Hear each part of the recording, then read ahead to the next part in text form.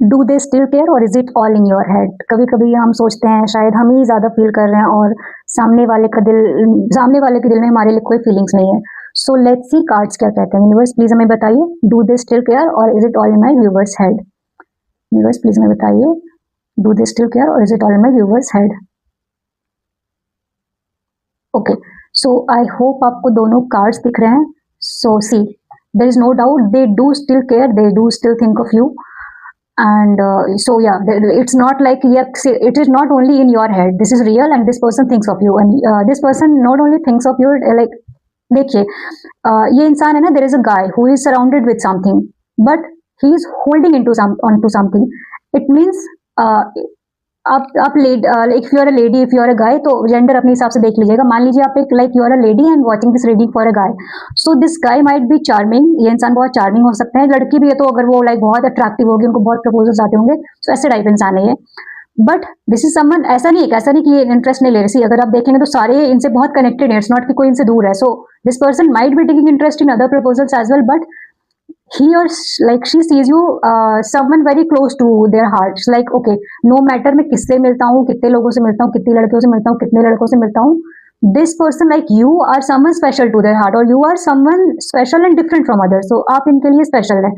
So yes, there is no doubt this person still thinks of you, but मुझे ना मुझे एक cards clarification के लिए चाहिए यहाँ पे। Universe, please clarify Four of Pentacles and please clarify Eight of Pentacles.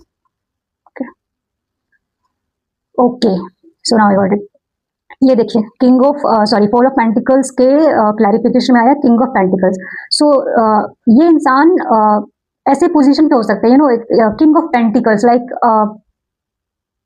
जैसे मान लीजिए किसी कंपनी के सीईओ हो सकते हैं, ओनर हो सकते हैं, या किसी बड़ी पोजीशन पे हो सकते हैं जहाँ पे इनके आसपास बहुत लड़कियां हो, या जेंडर अपने हिसाब से आप देख लीजिएगा। But and this person is like on that position और ऑन दैट लाइक अथॉरिटी, जहाँ पे कि इनके लिए ना छोटी छोटी चीजें लाइक ये उस लेवल पे नहीं है कि ये अपने लेवल को, it's like okay I am a king or I am a CEO, I am the owner of the company, so I can not like takes action for small like emotion. So this person, ये ऐसे इंसान पे it's not like कि आपका emotion strong है, but ये person ऐसे authority पे हो सकते हैं जहाँ पे इनके लिए इन चीजों पे रिएक्ट करना might be not easy for them. Also देखिए दिस कार्ड also represent, मुझे ये कार्ड हमेशा ऐसा दिखता है ना कि this person might be someone who belongs to a well-to-do or very like financially balanced family.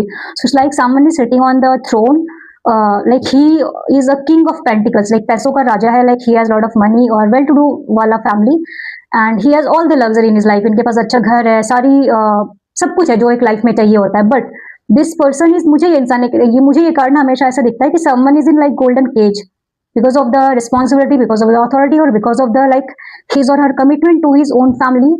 He is not in that position to take action for you or for any particular relationship. So ऐसे होता है ना कि मान लीजिए अगर ये career making stage में भी, तो like this person might belong to that family जहाँ पे कि इनकी फैमिली से कमिटमेंट है, कि इनकी फैमिली एक वेल टू डू फैमिली से है और जिनके लिए societal reputation matters more than real feelings.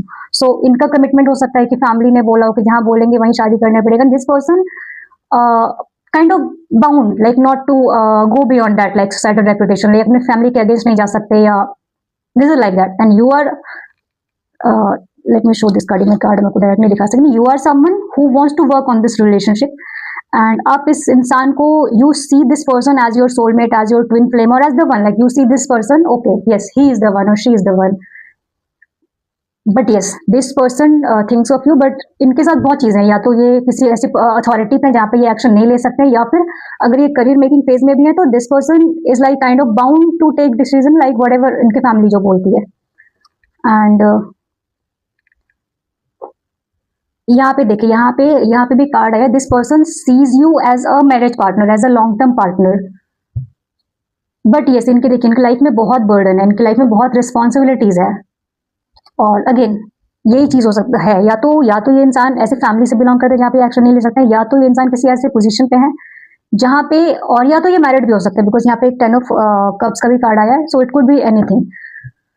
तो और यहाँ पे देखिए एक और मैसेज आया, the more energy and intention I bring to my faith the more fearless and free I M.